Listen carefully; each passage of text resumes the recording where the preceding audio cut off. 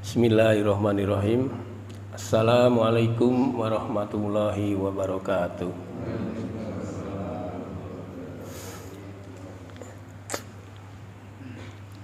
Alhamdulillahilladzi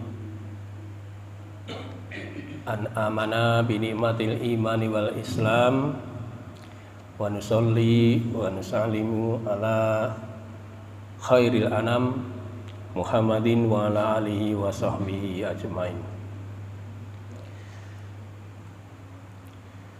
Qala Allah Ta'ala fil Qur'anil Karim, a'udzu billahi minasyaitonir rajim.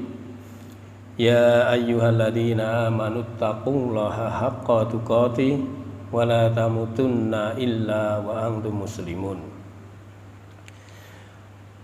Wa qala Rasulullah sallallahu alaihi wasallam, adu'a wal ibadah. Sadaqallahul adzim wa sadaqa rasuluhu nabiyul karim wa nahnu ala dzalika minasyahidin wa syakirin walhamdulillahi rabbil alamin. Tak pesan-pesannya kita terus bersyukur kehadirat Allah Subhanahu wa taala yang telah banyak melimpahkan nikmat kepada kita semua, baik itu nikmat yang kita minta maupun nikmat yang tidak kita minta. Salawat dan salam semoga tercurah kepada junjungan kita Nabi Muhammad sallallahu alaihi wasallam beserta para keluarganya, para sahabatnya, dan insya Allah sampai kepada kita. Bapak-bapak jamaah Masjid Anas rahimakumullah, pada hari ini kita akan ngomongin masalah kiat agar doa dikabul. Kiat agar doa dikabul. Doa secara umum artinya menyeru, ya Pak. Menyeru kepada Allah. Secara bahasa adalah artinya permintaan atau permohonan. Dan secara istilah adalah penyerahan diri kita kepada Allah Subhanahu wa taala, memohon keinginan dan meminta dihindarkan dari hal-hal yang dilarang oleh agama. Itulah doa.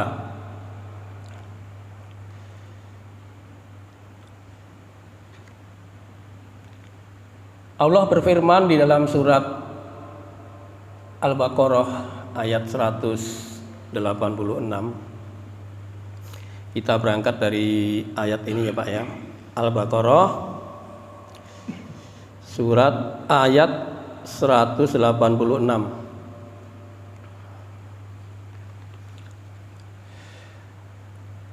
A'udzu billahi minasyaitonir rajim. Wa idza sa'alaka ibadi anni fa inni qarib ujibu da'watad da'i idza da'ani falyastajibuli wal yu'minu bi la'allahum yarsyudun. Dan apabila hamba-hambaku bertanya kepadaku tentang aku, bertanya apabila hamba-hambaku bertanya kepadamu tentang aku, kata Allah, sesungguhnya aku ini dekat, aku kabulkan permohonan orang yang berdoa. Ini janji Allah. Aku kabulkan orang atau permohonan orang yang berdoa apabila ia berdoa kepadaku. Tapi syaratnya hendaklah mereka memenuhi perintahku dan beriman kepadaku agar mereka memperoleh kebenaran. Jadi dijanjikan oleh Allah di surat Al-Baqarah 186 itu, ya, Allah mengabulkan permohonan hambanya selama hambanya itu berdoa kepadanya. Tetapi syaratnya kamu harus memenuhi perintahku dan beriman agar kamu memperoleh kebenaran. Ini maaf ya, saya nggak bisa, ini agak sakit nih, jadi nggak bisa duduk biasanya.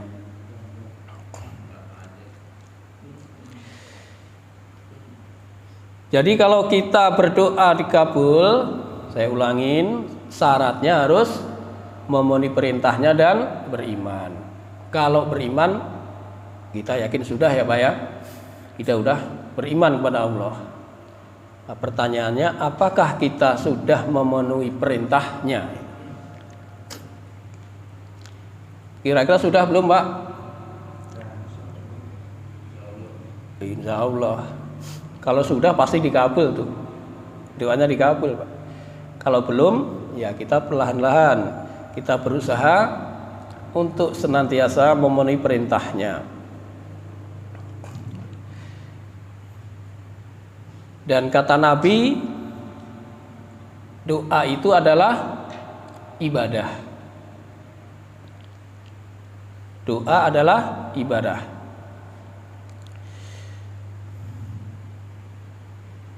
Nabi bersabda, "Ad-du'a huwal ibadah." Doa itu adalah ibadah. Karena ini ibadah, maka yang terbaik ketika kita berdoa, kita copy paste aja Pak, apa yang ada di dalam Quran maupun apa yang di dalam hadis. Kan banyak itu contoh-contoh di Quran maupun hadis. Misalnya, Rabbana hab lana min aswajina wa dzurriyyatina qurrata a'yun waj'alna lil muttaqina imama. Rabbana zalamna anfusana, dan seterusnya. Rabbana la tuzigh qulubana ba'da idh hadaytana, dan seterusnya. Yang terbaik kita copy paste aja Pak. Tapi bukannya kita berdoa yang lain juga nggak boleh, boleh silahkan saja. Dan juga di dalam hadis Rasulullah juga banyak mencontohkan masalah doa. Nanti kalau Bapak punya buku Hisnul Muslim, di situ memuat semua doa-doa dari Rasulullah SAW. Baik doa mau ke kamar mandi, mau tidur, doa mau jima, ya nggak Pak Tato? Berdoa kan Pak?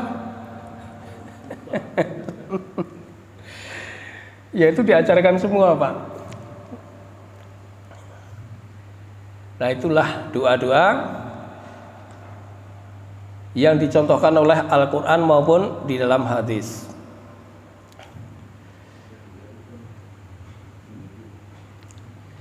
Kemudian sangat dianjurkan ketika kita berdoa menggunakan Asmaul Husna. Nah kiatnya ini Pak diantaranya menggunakan Asmaul Husna. Apa itu Asmaul Husna? Yaitu nama-nama baik yang dipunyai Allah. Nama-nama baik. Nama baik Allah itu ada banyak sebenarnya, tapi di sini hadis mengatakan ada 99 nama Allah.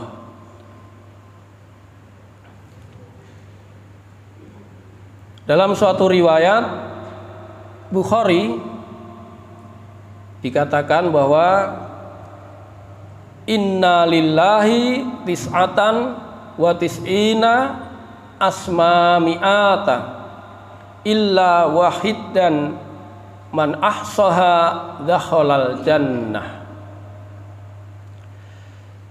Sesungguhnya Allah memiliki 99 nama.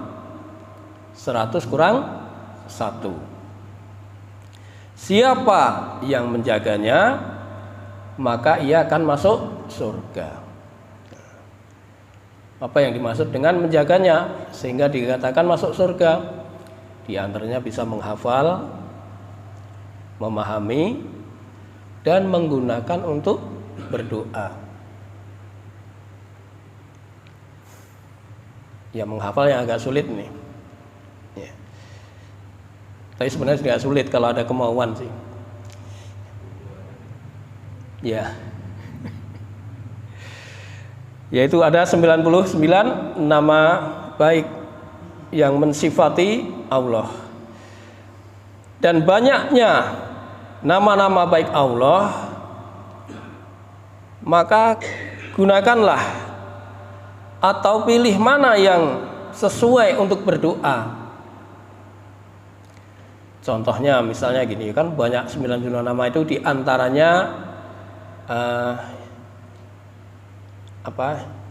hidayah Allah ya. Ya Allah ya Hadi. Itu kan Hadi kan ada di 99 nama. Ketika kita mau minta petunjuk kepada Allah, sertakan nama Asmaul Husnanya. Ya Allah ya Hadi, berikanlah petunjuk kepada kami gitu. Atau kepada saya gitu. Ada lagi ya Allah ya Ghafar, atau ya Allah ya Ghafur, ampunilah kami gitu. Jadi kita berdoa menggunakan Asmaul Husna itu memang sangat dianjurkan. Hal ini tercantum di dalam surat Al-Kahfi ayat 180. Al-Kahfi, Al-A'raf. Maaf. Al-A'raf 180. Saya bacakan firman-Nya, A'udzubillahi minasyaitonirrajim. Walillahil asmaul husna fata'uhu biha wadarul ladina yulkhiduna fi asma'ih sayujzauna ma kanu ya'malun. Dan Allah memiliki Asmaul Husna, yaitu nama-nama yang baik, maka bermohonlah kepadanya. Itu kata Allah, maka bermohonlah kepadanya dengan menyebut Asmaul Husna itu, dan tinggalkanlah orang-orang yang menyalahartikan nama-namanya. Mereka kelak akan mendapatkan balasan apa yang telah mereka kerjakan. Jadi dianjurkan ketika berdoa tadi, bermohonlah kepadanya dengan menyebut Asmaul Husna. Kemudian tinggalkan orang-orang yang menyalahartikan. Banyak orang yang menyalahartikan itu menggunakan Asmaul Husna sebagai jimat misalnya. Itu kan menyalahartikan itu. Jadi di sini bisa juga menyalahartikan dengan mensekutukan Allah. Karena di dalam tafsir Ibnu Katsir, Qatadah mengatakan, yaitu orang-orang yang menyekutukan terhadap nama-nama Allah yang menyimpang dari tujuannya. Jadi mesti hati-hati, karena ini nama-nama yang baik yang disandang oleh Allah sebagai mensifati nama-nama Allah. Jangan digunakan untuk hal-hal yang lain kecuali ada petunjuk. Nah, di sini dikatakan tadi, mohonlah kepada Allah dengan menggunakan Asmaul Husna. Tapi juga harus dipasin Pak, Asmaul Husna itu tadi Pak. Jangan sampai kita mau beli paku, kita lari ke apotek, nggak nyambung Pak. Asmaul Husna juga gitu. Kita mau minta petunjuk kepada Allah, disesuaikan dengan nama Allah. Jangan sampai kita, ya Allah ya Ghafur, tunjukilah kami. Nggak nyambung Pak. Ghafur artinya kan Maha mengampuni. Ya, disinkronkan Pak. Maka perlunya itu dijaga, dihafalkan dan dipahami. Jadi selain dua syarat tadi di atas yang diperintahkan oleh Allah tadi, yaitu memenuhi perintahnya dan beriman, Rasulullah SAW juga mewanti-wanti agar doanya tidak sia-sia. Di antaranya yaitu apa yang dipakainya, apa yang dimakan, apa yang diminum. Jangan sampai sesuatu yang haram, entah zatnya, entah caranya. Itu jangan sampai ada yang haram. Hal ini sebagaimana Rasulullah SAW mengomentari suatu kisah di mana seorang lelaki yang telah melakukan perjalanan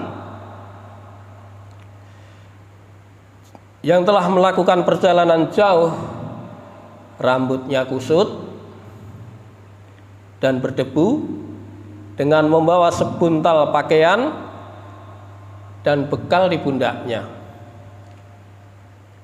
Kemudian ia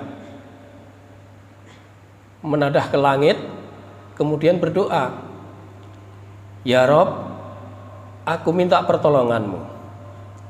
Ya Rob, aku minta kasih sayangmu. Ya Rob, aku minta ampunanmu. Lalu Rasulullah bersabda, sesungguhnya Allah menolak doa lelaki malang itu. Dikarenakan, padahal dia berdoa ini, dikarenakan apa yang dipakainya, yaitu pakaiannya haram, minumannya haram, makanannya haram.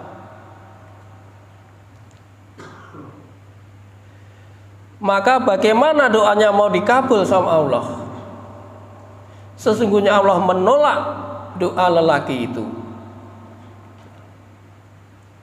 Jadi perlu diperhatikan kepada kita semua bahwa apa yang kita dapatkan, baik zatnya maupun caranya, harus benar-benar yang halal agar doa kita dikabul sama Allah Subhanahu wa taala. Ini diriwayatkan oleh Imam Muslim. Di dalam riwayat At-Tabrani ada seorang sahabat yang bernama Sa'ad bin Abi Waqqas. Ada yang kenal nih Pak? Terkenal nih Pak. Minta didoakan kepada Rasulullah. Apa jawab Rasulullah? Wahai Sa'ad, perbaikilah makananmu. Tuh. Jadi makanan itu harus diperhatikan juga. Jangan sampai ada sedikit pun yang haram masuk ke dalam perut kita. Perbaikilah makananmu. Niscaya engkau akan selalu dikabulkan doanya, ya. Dan demi jiwaku, kata Nabi yang ada di tangannya, sungguh jika ada seseorang yang memasukkan makanan haram ke dalam perutnya, maka tidak akan diterima amal-amalnya selama 40 hari. Dan seorang hamba yang dagingnya tumbuh dari menipu dan riba, maka neraka lebih layak baginya. Masya Allah. Jadi kita perlu kehati-hatian Pak, segala sesuatu itu, sehingga kita jelas kehalalannya jelas, keharamannya jelas. Maka ini akan menjadi kiat kita untuk bisa berdoa dan dikabul oleh Allah Subhanahu wa taala. Ya.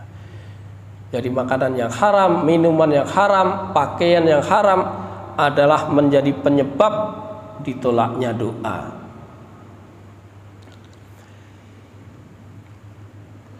Kemudian ada contoh-contoh doa yang berpotensi, yang sangat berpotensi dikabulkan. Yang pertama, di sepertiga malam terakhir. Jadi ketika kita bangun Pak, misalnya bangun jam 3, sholat tahajud, tutup witir, zikir, kemudian berdoa Pak.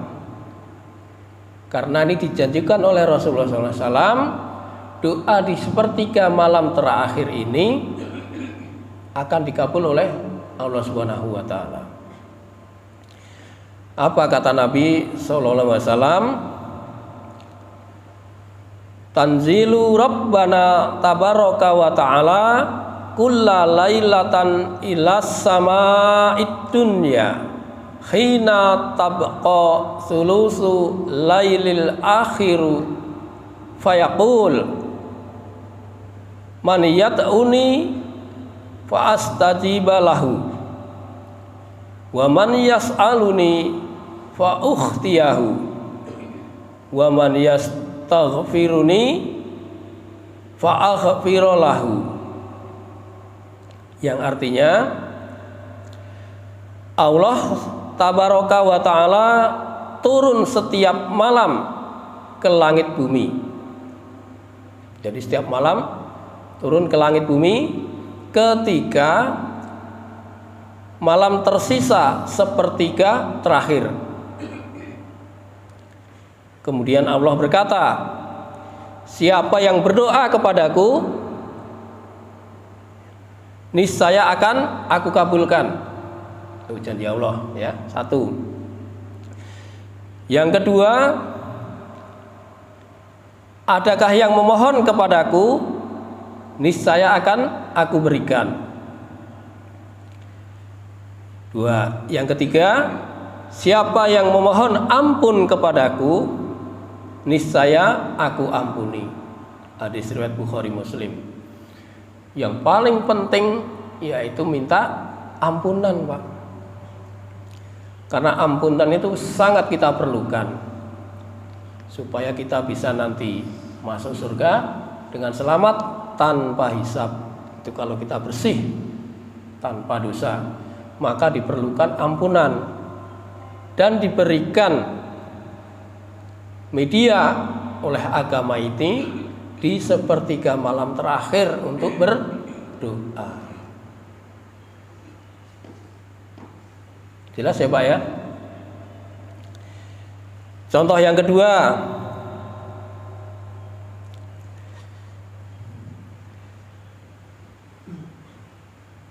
dalam riwayat lain, pada malam-malam hari yang terdapat suatu waktu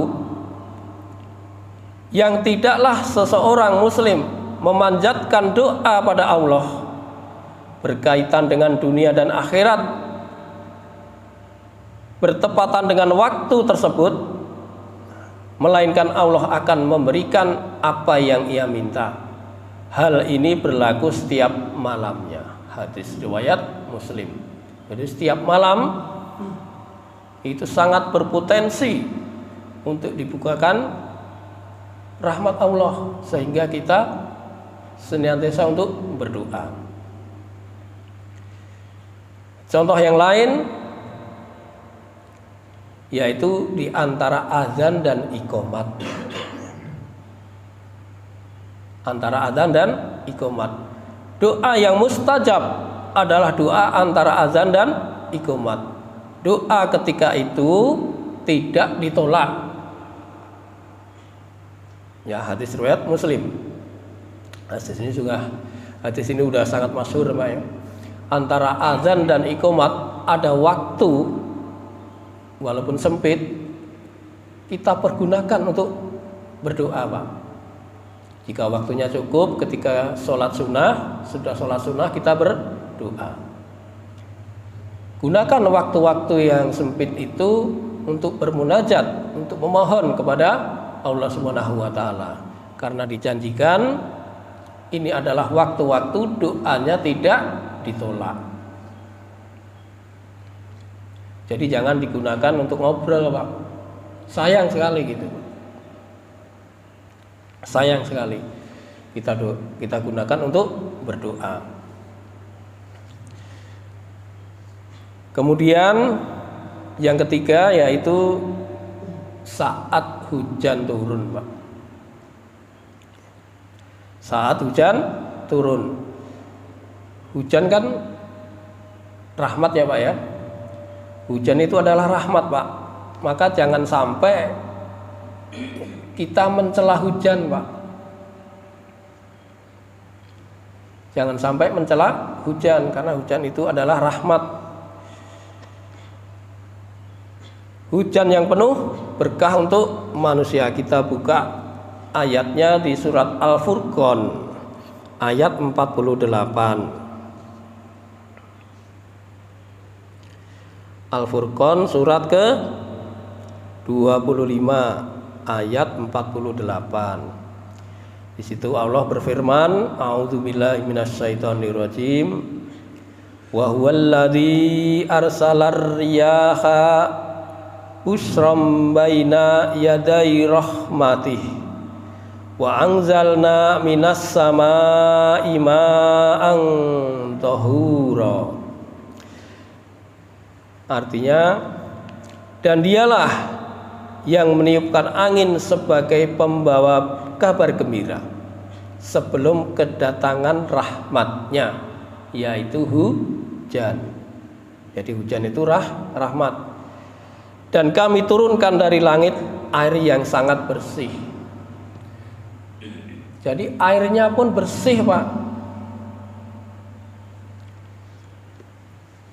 Makanya ketika ada hujan, kita berdoa, Pak.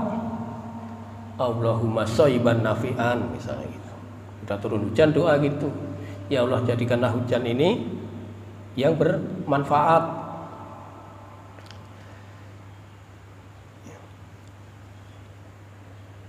Jadi jangan dicela hujan itu, Pak.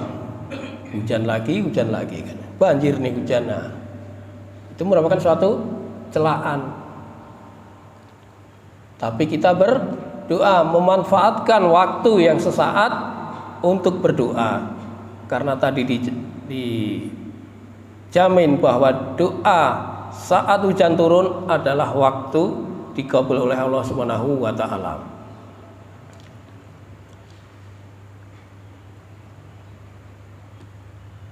Kata Nabi, carilah doa yang dikabulkan, yaitu ketika bertemunya dua pasukan waktu perang, waktu iqamah ketika adzan dan iqamah tadi, serta ketika turunnya hujan. Nah, ini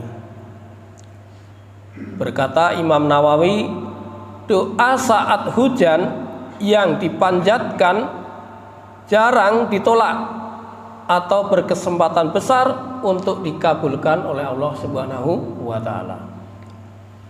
Jadi ada 3 contoh waktu-waktu yang dikabulkan oleh Allah Subhanahu wa taala.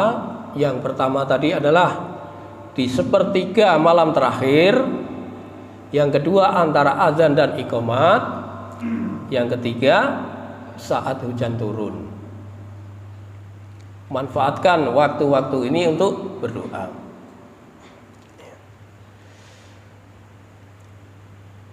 Kemudian ada juga contoh yang doanya diijabah tanpa hijab, Pak, tanpa penghalang. Ini lebih dahsyat lagi nih, Pak. Dan ini mesti hati-hati kita lagi, Pak. Lebih hati-hati lagi nih, Pak. Apa itu doanya?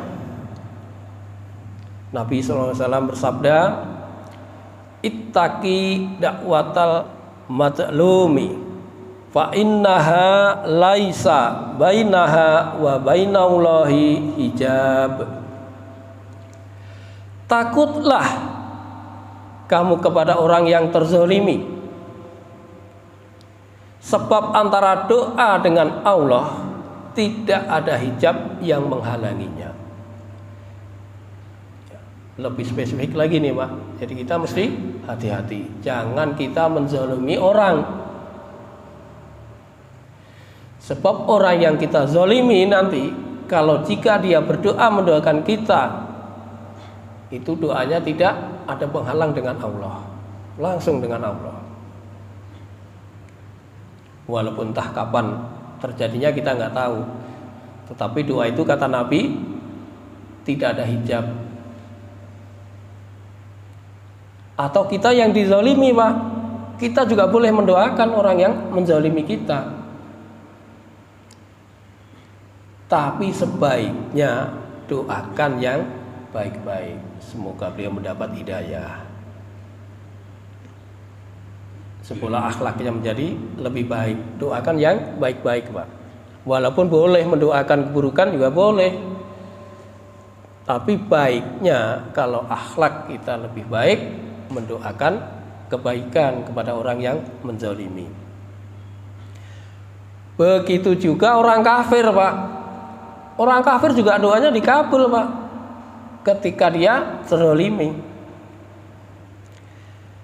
Apa kata Nabi? Ittaqi da'watal mazlumi walau kana kafiron fa innaha laisa dunaha hijab. Takutlah kamu kepada orang yang terzalimi walaupun ia orang kafir, kata Nabi. Karena pengaduannya itu tidak ada halangan yang merintangi. Hadis riwayat Muslim. Jelas Pak ya? Jadi ternyata kepada siapa saja tidak boleh saling menzalimi. Sebab doa orang terzalimi tadi, kata Nabi, tidak ada hijab, tidak ada yang menghalangi, tidak ada yang merintangi. Doanya dengan Allah Subhanahu wa taala. Selain doa orang yang terzalimi tidak ditolak, juga ada doa, ada dua lagi yang doanya tanpa hijab, yaitu orang yang satu berpuasa sampai ia berbuka, dua pemimpin yang adil, dua juga doa orang tua kepada anaknya. Allah menyibak awan dan membuka pintu-pintu langit seraya berfirman, demi kemuliaanku dan keagunganku pasti akan aku tolong kamu. Janji Allah itu. Walau setelah beberapa waktu. Jadi kita mesti sabar Pak. Ketika kita berdoa, kita mesti sabar. Kita serahkan kepada Allah, Allah yang Maha mengatur. Begitu pentingnya doa sehingga Allah itu akan marah kalau hambanya tidak berdoa. Allah akan marah kepada hambanya orang yang enggan berdoa. Man lam yat'ullah yabdob alaihi. Barang siapa yang tidak berdoa kepada Allah, maka Allah marah kepadanya. Allah Maha Kaya, Allah Maha mengetahui hamba-hambanya. Hamba-hamba itu lemah, maka dia perlu pertolongan, dan yang paling bisa menolong adalah Allah Subhanahu wa taala. Maka mohonlah kepada Allah, berdoalah kepada Allah. Setiap waktu ada kesempatan, kita memohon doa kepada Allah Subhanahu wa taala.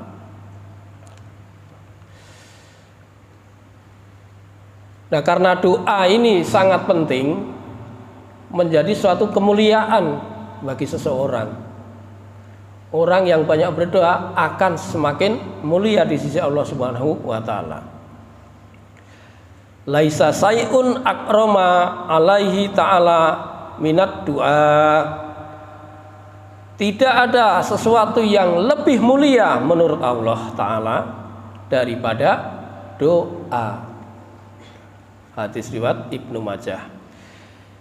Jadi doa ini penting, maka hendaknya seseorang muslim menggunakan setiap kesempatan untuk berdoa kepada Allah Subhanahu wa taala, fokus dan yakin bahwa doa itu akan dikabulkan. Sebab Allah tidak akan menerima doa, tidak akan mengabulkan suatu doa dari hamba yang lalai hatinya atau yang hatinya lalai. Lalu bagaimana adab-adab dalam berdoa? Nah, ini ada adab dalam berdoa. Ternyata kita dituntunkan oleh Rasulullah SAW mengenai adab berdoa. Yang pertama adalah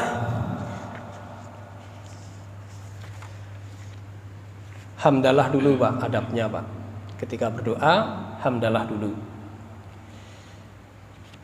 Baik itu cukup alhamdulillah, kita memuji Allah aja, atau yang lebih baik adalah yang dicontohkan oleh Rasulullah SAW, yaitu yang biasa didoakan oleh imam, yaitu a'udzubillahi minasyaitonirrajim, bismillahirrahmanirrahim, alhamdulillahirabbil alamin, hamdas sakirin, hamdan naimin, hamdan yuafin, dan seterusnya, ya, sampai sultanik itu. Itu yang pertama, kita memuji Allah dulu, itu adabnya. Kemudian yang kedua, sholawat. Setidak-tidaknya Allahumma sholli ala Muhammad wa ala ali Muhammad. Setidak-tidaknya itu, mau panjang seperti di tasahud juga boleh. Sebab antara hamdalah dan sholawat ini kalau tidak dipanjatkan, kita tidak diucapkan, itu doanya berhenti di antara langit dan bumi, Pak, di tengah-tengah, sampai dibacakan hamdalah dan sholawat. Kemudian menggunakan kalimat Asmaul Husna. Jadi setelah hamdalah, sholawat, Asmaul Husna, banyak contoh di Quran, misalnya Allahu la ilaha illa huwal hayyul qayyum, ya, yang menghidupkan dan yang mematikan. Terus kemudian itu yang ketiga tadi, ya, alhamdulillah, sholawat, kalimat Asmaul Husna, kemudian kalimat yang disukai Allah. Apa itu? Misalnya di surat Ali Imran ayat 26, Qulillahumma malikal mulki tu'ti mulka man tasha, dan terus-terusnya.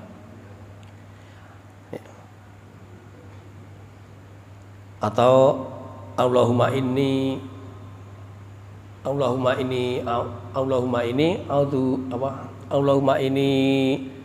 kuntum minas, yang doa Yunus itu apa, Tat? Allahumma ini a'udzubika, lupa ini. La ilaha illa anta subhanaka inni kuntu minaz zalimin. Ya. Itu juga doa, dan kita anjurkan untuk menggunakan kalimat itu. Kemudian yang kelima, yaitu mendoakan orang tua, para guru, ya, para ulama, dan para sahabat-sahabat kita. Misalnya Allahumma ighfir lil mu'minina wal muslimat, atau yang pertama Allahumma ighfir lana Warhamhuma kama rabbayani shaghira itu. Ya Tuhan kami, ampunilah dosa kedua orang tua kami. Sayangilah kedua orang tua kami sebagaimana orang tua menyayangi kami di waktu kecil. Kemudian dilanjut dengan Allahumma ighfir lil mu'minina wal mu'minat wal muslimina wal muslimat al ahya'i minhum wal amwat innaka sami'un qaribun mujibud da'wat wa ya qadiyal hajat bi rahmatika ya arhamar rahimin. Nah, baru setelah 5 ini, keenamnya baru permintaan kita kepada Allah Subhanahu wa taala. Ya, dengan menggunakan nama-nama yang baik dari Allah, Asmaul Husna. Terserah mau minta apa saja gitu.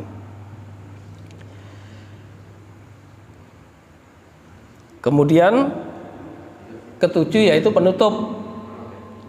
Nah, doa adabnya, doa itu juga ditutup dengan hamdalah dan sholawat, atau dengan sholawat dan hamdalah.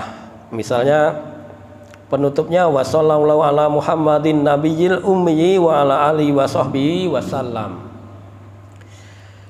Terus kemudian kita memuji Allah, subhanaka rabbika rabbil izzati amma yasifun wa salamun alal mursalin walhamdulillahi rabbil alamin. Jadi ada 7 langkah adab kita berdoa kepada Allah Subhanahu wa taala.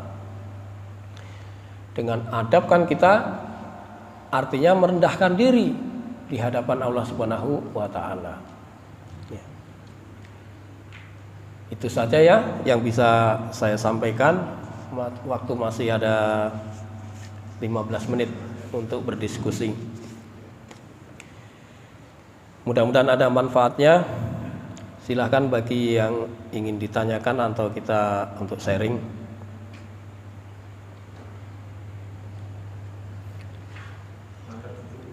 Siap.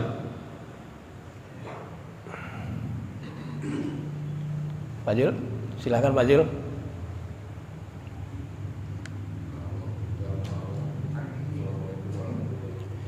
Waalaikumsalam warahmatullahi wabarakatuh. Kalau kita baca doa itu kan sebelum kita melakukan sesuatu, apa yang akan kita lakukan, itu sebaiknya ketika ingin mengerjakan atau jauh sebelum kita ingin mengerjakan terjadi. Maksudnya gimana Pak Jul? Baca doanya, saat membaca doanya itu kapan? Misalnya. Jadi jika kita mau masuk kamar mandi lah, kita dari kamar mandi kita baca doa, ya kan? Baiknya di mana? Sebelum atau sudah masuk? Mau masuk kamar mandi. Nah, itu kan doa yang sudah diajarkan oleh Nabi SAW. Nah, apa ya doanya? Ya, itu doa sebelum masuk kamar mandi, Pak. Ya, kalau kita lupa. Kalau lupa Tapi udah ke kamar mandi. Iya. Apa kita harus keluar lagi? Kalau lupa itu dimaafkan, nggak apa-apa, Pak. Tapi kita udah mau baca doa. Iya. Di kamar mandi. Iya, udah ada niat ya. Atau pada saat mau mandi. Jadi kita udah di dalam. Karena kita lupa, terus kita dalam mandi bilang Bismillah dalam mandi. Di kamar mandi ini ada khilafiyah, Pak. Nah itu. Iya. Ada khilafiyah. Jangan sampai kita di atas toilet aja kita berdoa. Tetapi agak menyamping. Itu ada yang membolehkan. Tapi ada juga yang melarang mutlak di dalam kamar mandi. Karena lupa itu tadi. Iya. Posisi di dalam kamar mandi itu lupa baca doa. Terus pada saat mau dalam hati kita Bismillah gitu. Kalau misalnya keluar lagi doa dulu gimana, Pak? Iya. Iya. Boleh enggak? Kalau kita cari selamat, cari aman, kita keluar lagi dulu, doa dulu, Pak. Kan udah buka baju. Ya pakai anduk, nah jangan dipersulit, Pak, pakai anduk lah. Jadi semangat lagi. Iya. Keluar lagi. Tetap di situ terus kita lakukan tapi nggak usah dijaga. dalam hati. Ya itu tadi saya bilang khilafiyah Pak, ada yang membolehkan, ada yang tidak. Silakan dipilih. Tapi kalau saya lebih selamat, lebih aman berdoa, iya. Saya juga gitu Pak, kalau udah kebelet banget dari jauh udah berdoa Pak. Allahumma inni a'udzubika minal khubuthi wal khaba'ith. Udah. Tapi kalau udah di dalam, Udah nggak, iya udah memuncak, langsung sur itu ya. ya, itu maksudnya. Dan sesudah keluar kamar mandi pun ada doanya, Ghufronaka. Iya Pak Tato, berdoa nggak Pak Tato? Berdoa ya, Ghufronaka sudah keluar kamar mandi. Itu ya Pak Jul ya. Jadi ada yang membolehkan, ada yang tidak, ada yang mutlak tidak membolehkan. Silakan dipilih aja. Ya kan nggak ada beratnya keluar kamar mandi sebentar, nggak sampai semenit. Yang lain? Ya monggo Pak Adi. Waalaikumsalam warahmatullahi wabarakatuh. Baca di dalam Quran kalau nggak salah ada adab juga Pak, di samping kita minta berdoa dengan menyebut namanya, ya tadi yang sudah dijelaskan, ada juga dengan suara yang rendah. Iya Itu Pak. gimana Pak? Itu ada di, kalau nggak salah ada di Quran ya Pak? Ada Pak. Itu termasuk adab juga ya? Termasuk adab itu Pak ya. Kita buka Pak di surat Al-A'raf, surat ke-7 ayat 55. Nah ini pertanyaan Pak Adi ini. Itu Allah berfirman, Ut'u rabbakum tadarru'aw wa khufyah innahu la yuhibbul mu'tadin. Berdoalah kepada Tuhanmu dengan rendah hati. Nah, ini adabnya kan rendah hati tadi kan Pak. Dan suara yang lembut. Suara yang lembut ini ulama sepakat yang nama suara yang lembut itu yang terdengar oleh telinganya sendiri. Ya. Ini adab juga Pak. Maka ketika kita berdoa sendirian di rumah, adabnya ini diantaranya. Selain pakai hamdalah, caranya, nah itu, ya, dengan Ada lagi yang harap-harap cemas gitu, maksudnya berharap akan dikabulkan dan yakin akan dikabulkan, itu ada juga ya Pak? ada Pak harap-harap cemas itu. Cuman saya lupa kalau itu ayatnya itu. Kita berdoa harap-harap cemas. Kalau di 254-nya 255 tadi. Al-A'raf 205. Al-A'raf juga.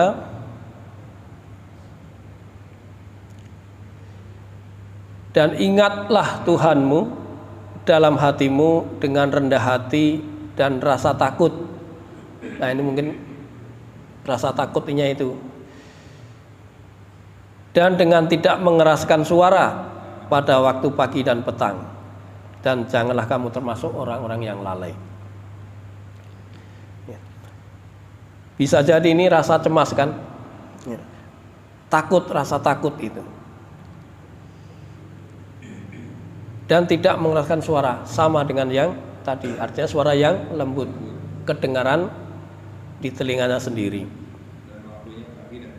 Waktu pagi dan petang. Itu ada yang mengartikan ketika disunahkan zikir pagi dan petang. Juga di surat Maryam Pak, Maryam ayat ketiga kalau nggak salah itu.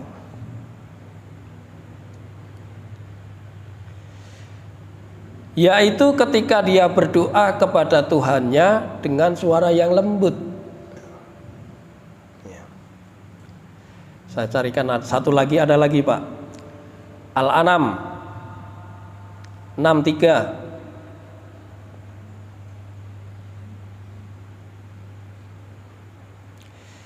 Katakan Muhammad, siapakah yang dapat menyelamatkan kamu dari bencana di darat dan di laut ketika kamu berdoa kepadanya dengan rendah hati dan dengan suara yang lembut. Jadi mereka itu tidak mengeraskan suara, hanya terdengar di telinganya sendiri karena merasa takut, merasa cemas.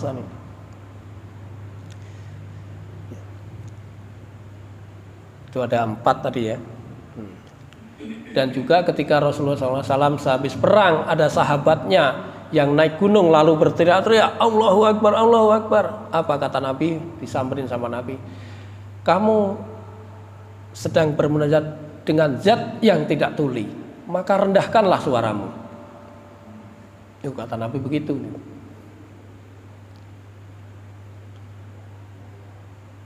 Jadi kita berdoa itu dengan merendahkan suara dan berharap yakin bahwa doanya akan dikabul. Begitu Pak Adi? Ya. Ada lagi? Nama mereka Iya. namakan saja Pak. Jadi setelah kita ada kiat-kiatnya doa, mungkin ada satu yang perlu kita bawahi juga, bahwa kita berdoa harus menghadirkan hati. Betul Pak. Dan bersungguh-sungguh.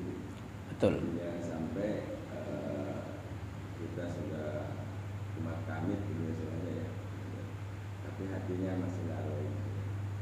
Jadi itu sebagaimana sabda Nabi Muhammad SAW dalam hadis, "Udullaha wa antum muqinuna bi'ijabah wa lamu anallaha la yastajibu du'a in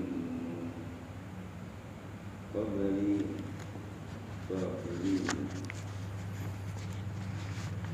Berdoalah kepada Allah dalam keadaan kalian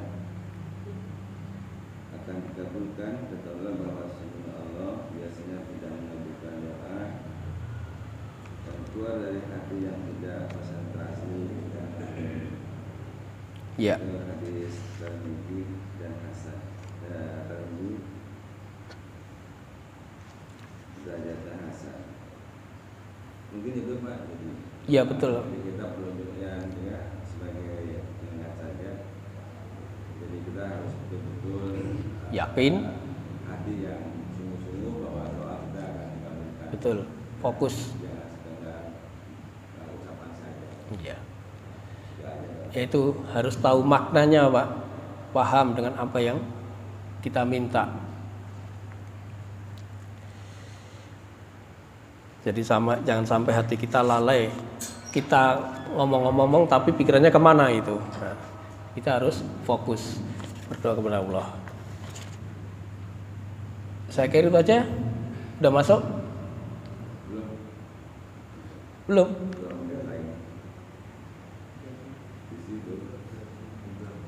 Udah 544? Udah kan? Iya.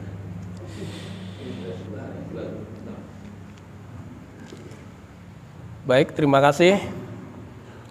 Jadi sedikit kesimpulan kiat agar doa kita dikabul oleh Allah Subhanahu wa taala. Yang pertama, kita beriman dan memenuhi perintahnya.